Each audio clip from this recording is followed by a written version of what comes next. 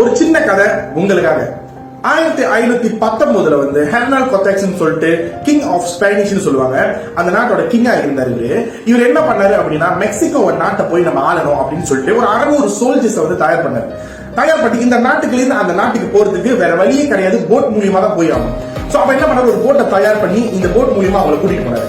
கூட்டிட்டு மெக்சிகோல போய் இறங்கின கேட்ட மெக்சிகோல உள்ளவங்க எல்லாமே பார்த்து இந்த கிங்க பார்த்து சிரிக்கிறாரு. இவர் என்ன யோசிக்க மாட்டாரா, இவ்வளவு பெரிய நாட்டை போய் ஆளுறதுக்கு வெறும் 600 சோல்ஜர்ஸ் தான் கொண்டு வந்திருக்காங்க அப்படி சொல்லி எல்லாம் கிண்டல் பண்ணி கேலி பண்ணாங்க. இந்த கிங் என்ன பண்ணாரு தெரியுங்களா, பின்னாடி திரும்பி பார்த்துட்டு அவர் வந்த அந்த போட்டை எரிக்க சொல்லிட்டாரு, burn the boat அப்படின்னு சொல்லிட்டாரு.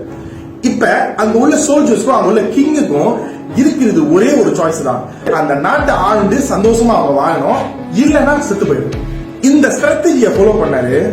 அந்த வார்ல ஸ்பானிஷ் ஜெயிக்கப்பட்டுச்சு, மெக்சிகோவையும் ஆளப்பட்டுச்சு. இதுதான் burn the boat ஸ்ட்ராட்டஜின்னு சொல்லுவாங்க. இந்த ஸ்ட்ராட்டஜியை யூஸ் பண்ணி கோடா கம்பெனி, கிம்பர்லி கேட் கம்பெனி, இந்த மாதிரியான கம்பெனி எல்லாமே வந்து பெரிய லெவல்ல சக்சஸ் கொடுத்துருக்காங்க. இதெல்லாம் கதைக்கு தான் சரி வரும், இதெல்லாம் ரியாலிட்டிக்கு சரி வருமா அப்படின்னு நீங்க நினைக்கலாம். ஒன்னு சொல்லுவாங்க, உங்களோட லைஃப்லயும் ஏதாவது ஒரு தருணத்துல இந்த burn the boat ஸ்ட்ராட்டஜியை நீங்களும் யூஸ் பண்ணிருப்பீங்க. உங்க லைஃப்ல சின்ன சக்சஸோ பெரிய சக்சஸோ நடந்திருக்கும். அப்படி நடந்துருந்துச்சு அப்படின்னா இந்த கமெண்ட் பாக்ஸ்ல பதிவு பண்ணுங்க. நல்லதே நினைப்போம், நல்லதே நடக்கட்டும். பாய்.